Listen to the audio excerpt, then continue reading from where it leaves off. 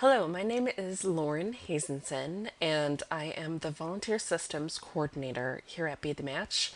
And I am also, as part of that role, the System Administrator for our new volunteer website.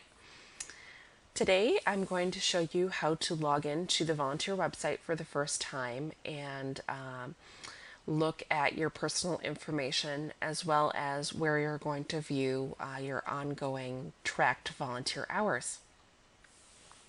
So the first thing you're going to do is you're going to check your volunteer email.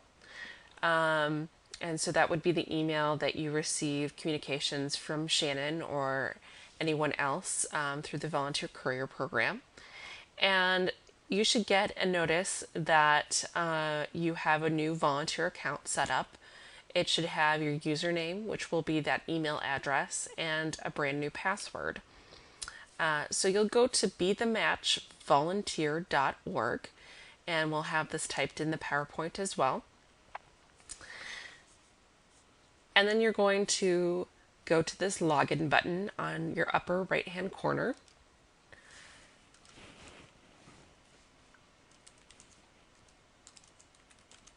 And you'll type in your email address.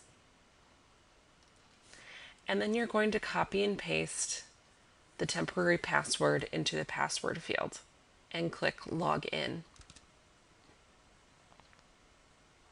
As soon as you do that, you should get a prompt window that says for you to create a new password.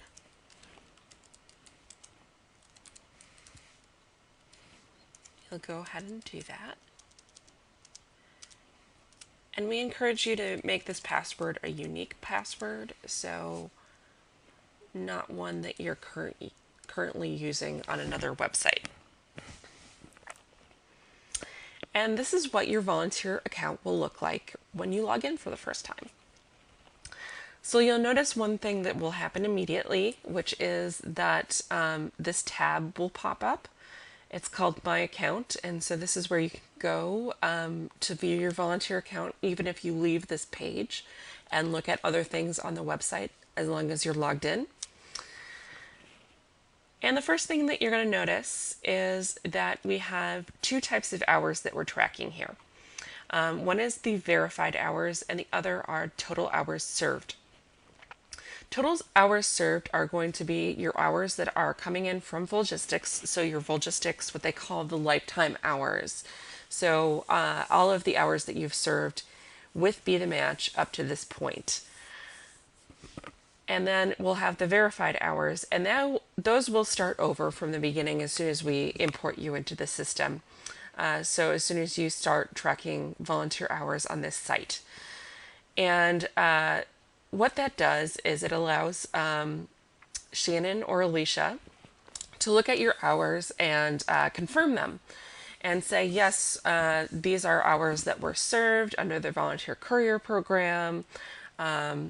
And we're recognizing that we have these hours, and we can report them to HRSA or to whatever government organization we need to.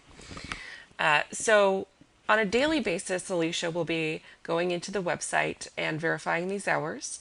But because she may not be able to do this on a daily basis all the time, we'd encourage you to give her about a week or two to go ahead and verify those hours. So again, most of the time it's going to be hourly, but wait a week until you go ahead and notify her that you haven't seen those verified hours.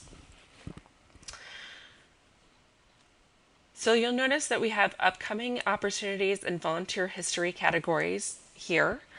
If you are just a volunteer courier and that's all you do in terms of volunteer opportunities, you don't really need to pay attention to these two categories. These are really for one-time volunteer opportunities, like if someone volunteers for Be the Match Gala or Soiree or one of our walk runs. So really a one-time event-based volunteer opportunity will be here. Your volunteer hours for the courier program are going to be under self-reported hours, and you can tell that there's an example right here. It says courier trip, We have the organization, which is for us, that's going to be the program that it's under. So for all of you, that's going to be support services, and we'll look at that later when we look at the reporting hours video. And it'll have the hours that are tracked for that particular trip. And it says action status and awaiting verification. That means that, again, those hours have not been verified by Alicia yet, but they will be. And as soon as they are verified, then it will say this trip, these hours have been verified.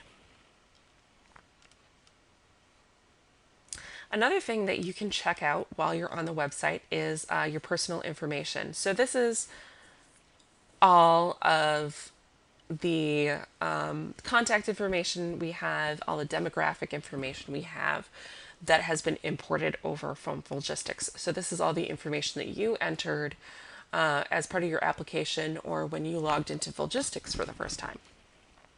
So the way you'll access that is you can just click on this personal information link right here.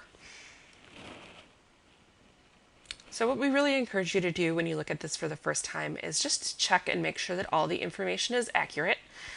We are importing this and doing double checks to make sure that all of the volunteer information is as it should be, but your help would be appreciated as well. Especially make sure that the date of birth up here is accurate. We use that for our birthday cards, and we also use this to ensure that everybody who is applying for certain volunteer opportunities is old enough to serve in those positions. So it's important for all of you, especially to have accurate date of birth.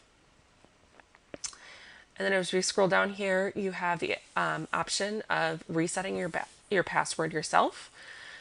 So this is really in the situation where, say, you do have this password on another site as well, and you use that for login, and say that that website is compromised.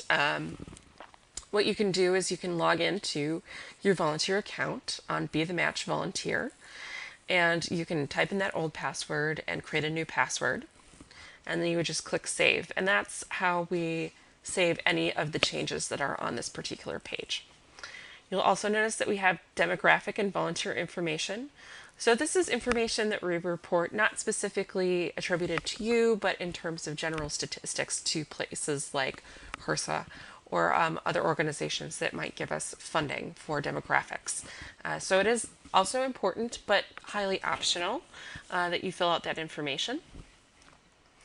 And then there's other categories down here that are not essential to fill out, but if you feel the need to do that, you can definitely fill out volunteer availability or any of these other categories. And you'll notice that there's other tabs on the side of this page. Those aren't necessary for you to fill out, except report ongoing volunteer hours, which we'll cover in another video. So skills and skills documentation, that's reporting of volunteer skills, like say a nursing certification. We don't use those for the volunteer courier program. Other programs might use these. We're not currently using any of this skills documentation to find, say, skilled volunteers that could help in a certain position. So again, it's not essential that you fill any of that out. Same thing with volunteer teams. That's really one-time opportunity. That's going to be something that you don't necessarily need to fill out for a volunteer career position. However, if you want to, you are definitely encouraged to do that. Okay, and then the final one that you will be utilizing is report ongoing volunteer hours. And we will be covering how to utilize this page in another video.